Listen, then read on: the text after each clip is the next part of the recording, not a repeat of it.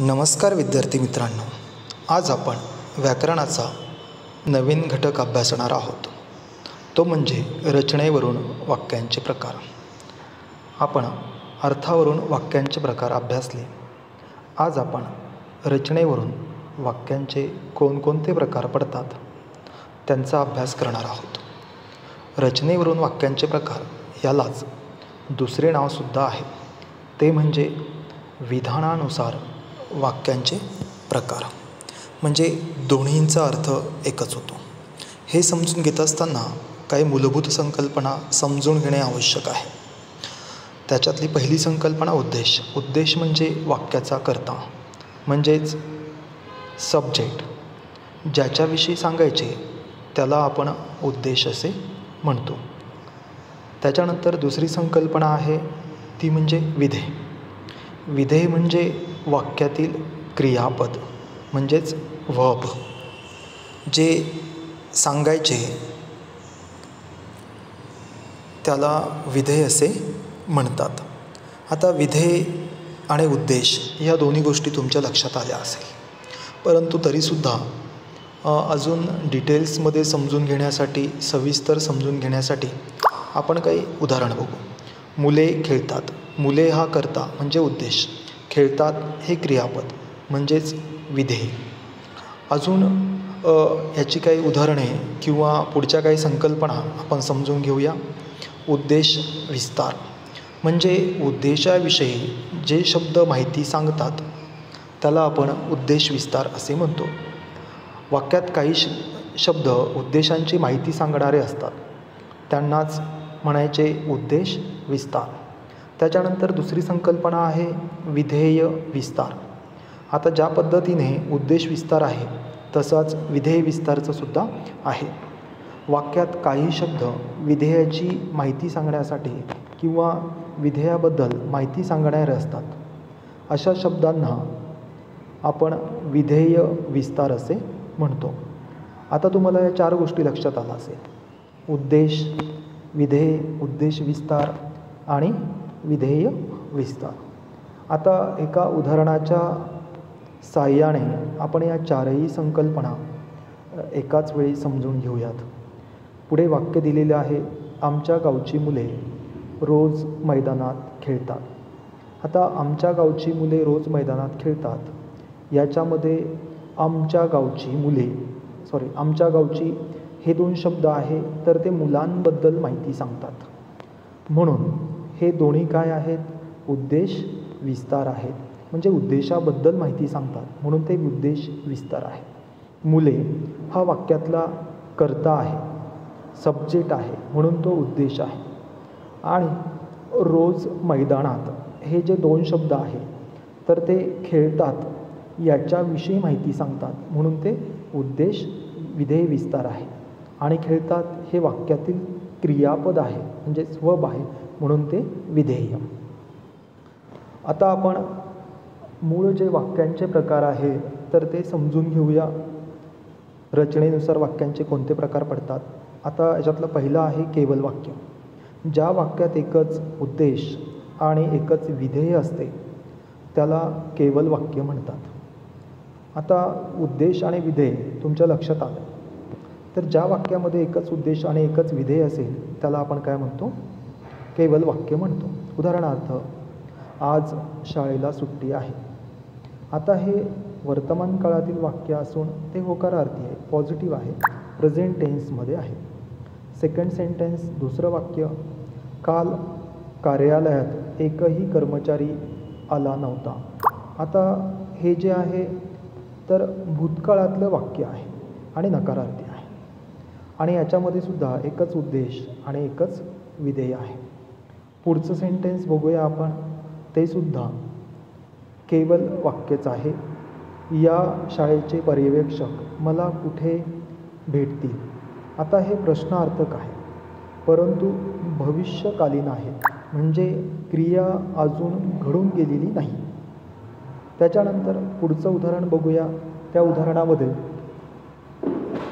उदाहरणामध्ये आपल्याला जी माहिती दिलेली आहे ती आपण अभ्यासणार आहोत. तुम्ही कार्यालयात चौकशी करा. आता याच्यावरून या वाक्यावरून तुमच्या एक गोष्ट लक्षात आली असेल की या ठिकाणी आज्ञा दिलेली आहे, आज्ञार्थी आहे. आता जे पुढचं वाक्य आहे ते वाक्य आपण समजून घेऊयात. अरेच्चा, आज मराठीचा तास नाही तर, म्हणजे बघा आज मराठीचा तास नाही या गोष्टीचं आश्चर्य याच्यातून व्यक्त होतं आहे, म्हणून उद्गारवाचक वाक्य आहे. तर अशाच पद्धतीनं तुम्हाला वाक्यातील रचनेनुसार तो कोणत्या वाक्याचा प्रकार आहे हे ओळखता आलं पाहिजे. मी चांगला अभ्यास केल्यामुळे पास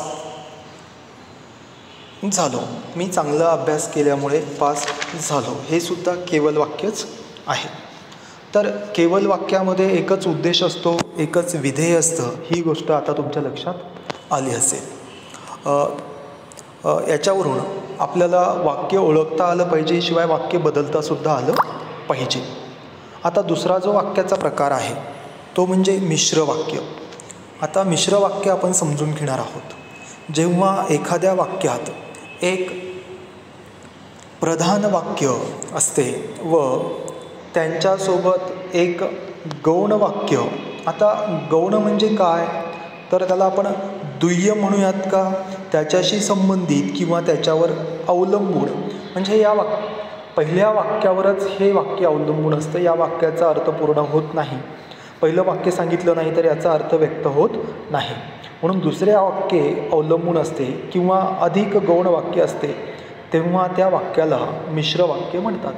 म्हणजे मुख्य वाक्य एकच असतं पण गौण वाक्य एक किंवा त्याच्यापेक्षा अधिक असू शकतात. तर तुमच्या एक गोष्ट लक्षात आली असेल, मिश्र वाक्य जेव्हा तयार होतं तर तेव्हा त्याच्यामध्ये काही उभयान्वी अव्ययांचा उपयोग केला जातो. जसे जेव्हा, तेव्हा, जिथे, तिथे, अशा प्रकारचे जे काही उभयान्वी अव्यय आहे तर त्याचा इथे वापर होतो. उदाहरणार्थ, जेव्हा पाऊस पडला तेव्हा भूमी शांत झाली. आता हे ओळखण्याची एक ट्रिकसुद्धा आहे. जेव्हा तेव्हा आलं म्हणजे मिश्र वाक्य आहे.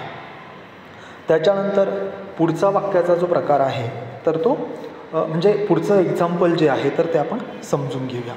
जर परीक्षा नसत्या तर मुलांनी अभ्यास केला नसता. आता या ठिकाणी जर आणि तर या दोन शब्दांमुळे हे मिश्र वाक्य तयार झालेलं आहे. अच्छा, तर आपण आता हे मिश्र वाक्य कसं ओळखायचं त्याच्या काही ट्रिक्स आहेत का, तर आहेत. गौण वाक्य व प्रधान वाक्य जोडणाऱ्या काही जोड्या, म्हणजे याच्यामध्ये एक शब्द येत नाही तर एकासोबत जोडीला दुसरा शब्दसुद्धा येतो. आता उदाहरण म्हणून बघूया. जो अभ्यास करील तो पास होईल. ज्याने त्याने, ज्याला त्याला, ज्याचा त्याचा, अशा या जोड्या तुमच्या लक्षात राहिल्या तर तुम्ही सहज ओळखू शकाल. कारण याच्यामुळे तुम्हाला हा प्रकार समजायला सोपा जाईल. जितका तितका, जसा तसा, जर तर, जेथे तेथे. आता तुमच्या लक्षात आलं असेल की मिश्र वाक्य ओळखणं अतिशय सोपं आहे. कारण या वाक्यामध्ये या वरती ज्या दिलेल्या जोड्या आहेत या जोड्यांपैकी कोणतेही दोन शब्द आवर्जून असतात. अजून एक जोडी याच्यामध्ये आहे ती म्हणजे पुढील प्रमाणे, जेव्हा तेव्हा. आता आपण तिसरा जो प्रकार आहे तो तिसरा प्रकार समजून घेणार आहोत. तिसरा म्हणजे कोणता, तर त्याच्यातलंच तिसरं रचनेवरून वाक्याचा तिसरा प्रकार संयुक्त वाक्य. आतापर्यंत आपण केवल वाक्य, मिश्र वाक्य समजून घेतलं. आता आपण संयुक्त वाक्य समजून घेणार आहोत. जेव्हा दोन किंवा अधिक केवल वाक्य उभयान्वयी अव्ययांनी जोडलेली असतात तेव्हा त्याला संयुक्त वाक्य म्हणतात. आता याच्यामध्ये दोनही वाक्य स्वतंत्र असू शकतात, पण तीही स्वतंत्र वाक्य आपण उभयान्वयी अव्ययांनी जोडलेली असतात आणि म्हणून त्याला आपण काय म्हणतो, संयुक्त वाक्य म्हणतो. आता कोणकोणत्या उभयान्वयी अव्ययांनी ही वाक्य जोडलेली असतात ते आपण समजून घेऊयात. कारण उभयान्वयी अव्यय समजून घेणं या प्रकारासाठी महत्त्वाचं आहे. पहिला प्रकार आहे समुच्चयबोधक उभयान्वी अव्यय. आता समुच्चयबोधक उभयान्वी अव्यय कोणते आहेत? आणि व या दोन्हींचा वापर या ठिकाणी केलेला असतो. दुसरं विकल्पबोधक उभयान्वी अव्यय. अथवा, किंवा, वा, न्यूनत्वबोधक उभयान्वी अव्यय. पण, परंतु, किंतु अशा प्रकारचे उभयान्वी अव्यय याच्यामध्ये वापरलेले असतात. परिणाम बोधक उभयान्वी अव्यय. आता परिणामबोधक उभयान्वी अव्ययांचा वापरसुद्धा याच्यामध्ये केलेला असतो. ती, म्हणून, त्यामुळे. तर अशा प्रकारे उभयान्वी अव्यय जर तुमच्या लक्षात आले तर संयुक्त वाक्य ओळखणं आणि संयुक्त वाक्य तयार करणं तुम्हाला सहज जमेल. जोपर्यंत आपल्याला केवल वाक्य म्हणजे काय, मिश्र वाक्य म्हणजे काय आणि संयुक्त वाक्य म्हणजे काय लक्षात येत नाही, तोपर्यंत आपण त्याचे प्रकारही ओळखू शकत नाही आणि त्याचं रूपांतरही करू शकत नाही. आता संयुक्त वाक्याची काही उदाहरणं आहेत ती आपण बघणार आहोत. वर्गात मुले आणि शिक्षकही आले. सॉरी, हे वाक्य स्पेलिंग मिस्टेक झालेली आहे. वर्गात मुले आणि शिक्षकही आले. गड आला पण सिंह गेला. मी अभ्यास करणार किंवा खेळायला जाणार. आता वरील याच्यामध्ये आणि, पण, किंवा ही उभयान्वी अव्यय जी आहे तर ती वापरलेली आहे. विनयला राष्ट्रीय पुरस्कार मिळाला म्हणून त्याचा सत्कार झाला. आता या